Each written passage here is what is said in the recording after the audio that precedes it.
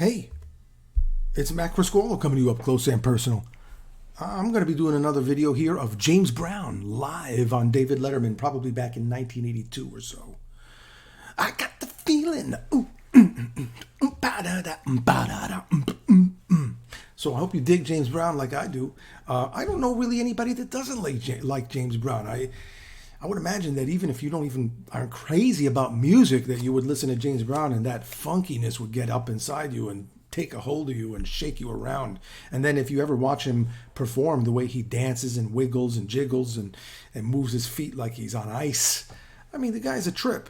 I have done a couple other videos of him on David Letterman, and I'm also going to react to a video of him doing a live interview, which was absolutely hilarious. I think the video describes him as having been on coke or something like that when he did it, because he's truly outrageous. I have a different opinion about that, so tune in, check it out, and see what you think. But maybe you'll agree with me. But it's a trip, and you got to watch it. Anyway, let's get right to this, shall we? James Brown, I Got the Feeling. Here he is once again, ladies and gentlemen, James Brown.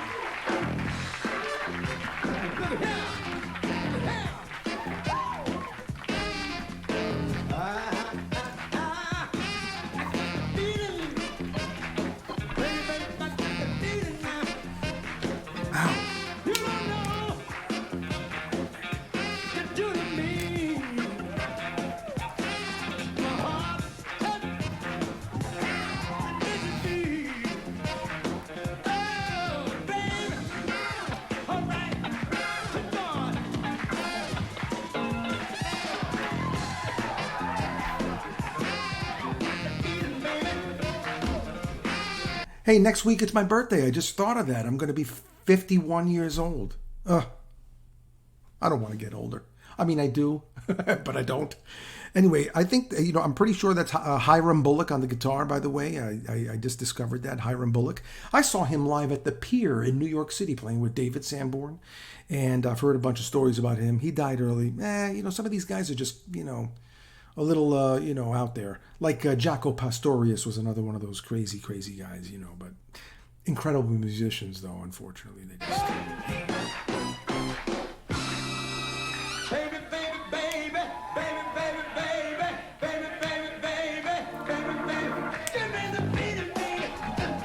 Ooh!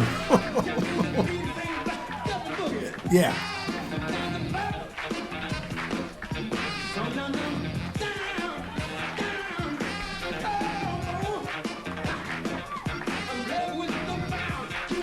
Now, for those of you who are into rhythm or, can follow rhythmic ideas, check him out. When James is singing, he's very carefully placing all of his... He's not just singing lyrics.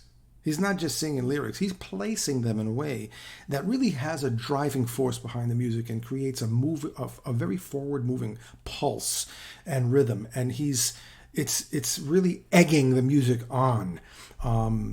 A lot of offbeats, it's really, the guy's very crafty with what he's doing, but that's why he's James Brown, right?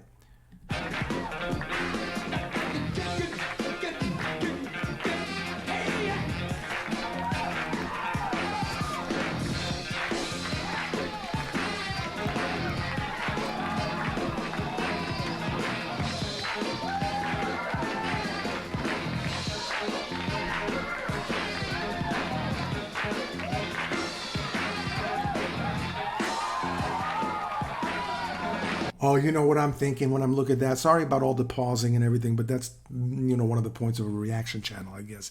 Sometimes I play the music a long time, and sometimes I pause. And lately I've been pausing a little bit more because I think it might help the video get published, because YouTube actually will copyright it and block it. But anyway, I wanted to just mention that precisely 2 months ago, I had a hip replacement. I have an artificial hip. I'm doing great. I mean, I could actually dance. Well, I can't dance like him, but I could actually get out on the dance floor and hustle my ass off.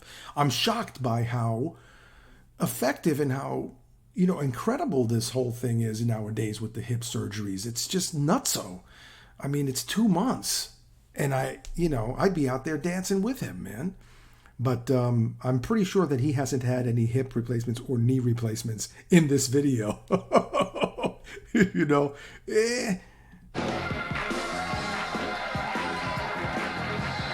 Oh, no, don't go. Come on, man. Oh, you sneaky muffler. Oh, come on.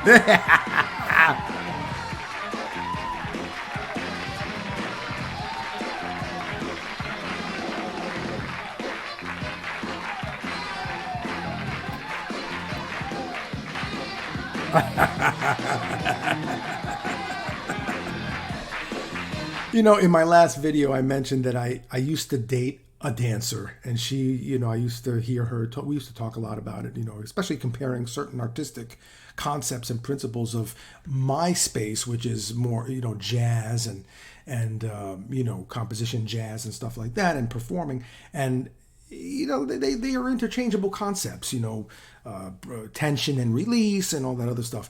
And one of the things that I found interesting, I never really thought of until she told me, was, you know, the way James Brown was dancing there for a second, where, you know, most of his body was stationary, but then only his leg or his foot was going like this.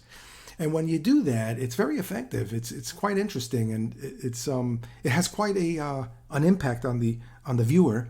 I'll rewind that again a little bit, but it's not like he's flailing and moving his whole body around. You know, he's just kind of like moving just one part of his body, and it's in rhythm, and it just seems to have a certain kind of an effect.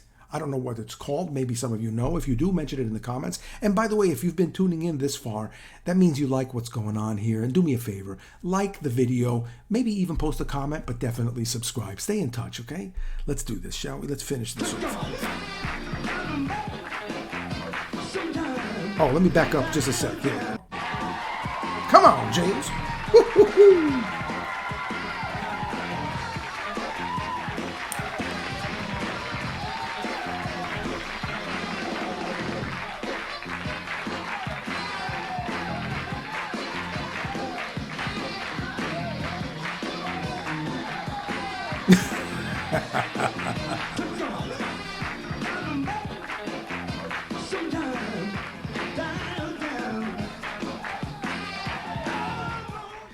Don't try to overthink these things, you know, but as artists and performers, if you're into the arts, you do, you know, sometimes you do think about these things, you know, like when you whisper like this and someone's got to lean right in to listen to you, you know, you're kind of forcing them to listen to you, leaving some space.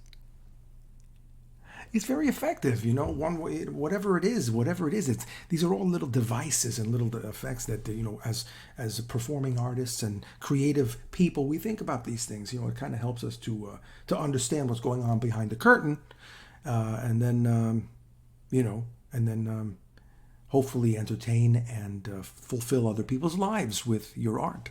Anyway, James Brown certainly did that. He's great. And tune in, check out some of my other videos if you will. I did do some James Brown stuff. He did perform with Luciano Pavarotti. That was really funny and cool. But I did a reaction to that. I have a few other ones with him. So check it out. Hey, look, it's nice to be important, but it's more important to be nice.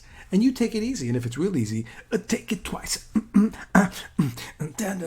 Take it twice.